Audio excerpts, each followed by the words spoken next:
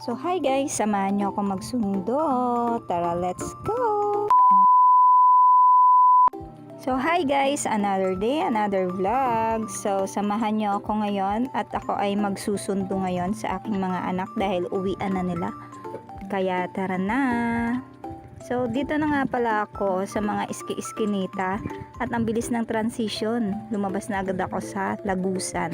At ito pala ang itsura ng aking nilalakaran everyday. So ayan, medyo malayo-layo ang lalakaran natin guys dahil medyo malayo din ang school na pinapasukan ng aking mga junakis.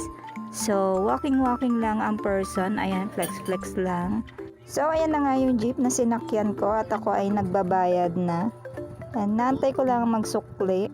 Then waiting lang ang person dahil nag-aantay pa ng iba pang pasahero. So ayan na nga, kami ay umalis na.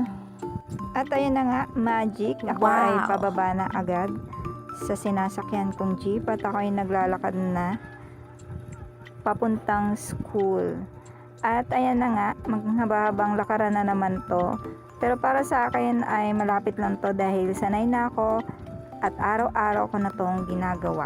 So ayan na nga, ako ay papasok na sa gate ng kanilang school. At ayan nga pala ang itsura ng school nila guys.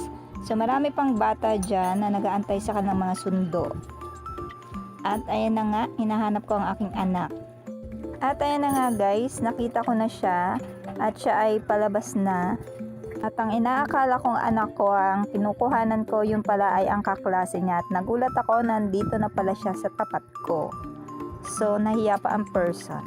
At sabi ko sa kanya, ipuntahan niya ang kanyang kuya dahil hindi pa ito lumalabas. At nagulat ako, nandito na agad siya sa aking harapan. At inaantay na niya ang kanyang kapatid dahil nagkasalisi sila.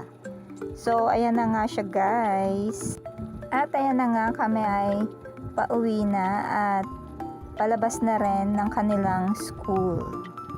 At sabi ng aking bunso ay dumaan daw kami dito sa bilihan ng mga mangga at halo-halo dahil bibili siya ng halo-halo na tigli 5 piso. Wow! So ayan na nga guys, back to walking na naman kami papunta sa sakayan ng jeep. So ayan na nga, hagardo na ang lola mo. Kanina pag-alis ay fresh, pagbalik ay hagardo versosa na. At nakarating na nga kami dito sa sakayan ng jeep at kami sumakay na. At ayun na nga, kami ay bumiyahe na at malapit na kami sa aming bababaan. At kami ay bababa na. So ayun na nga, naglalakad na kami pababa. At kami ay tatawid. So umpisahan na naman namin ang aming paglalakad. Ma, dito lang yan nagsasabi. No? Ay! Oo, dito lang siya nagsasabon. Shampoo. O diba, hindi talaga nawawala ang asaran ng dalawang yan. Kaya hindi ka rin talaga maboboring habang naglalakad ka eh. Nanay mo daw si Bella, sabi ni Mama. Ampon ka lang. Ampun ka lang daw. Ampun ka lang daw, sabi ni Mama.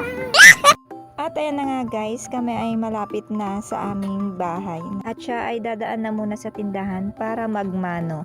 At ayan na nga, kami ay nakarating na. Tago ko pa dyan. Hello. At sa wakas, nakarating na rin. Hi!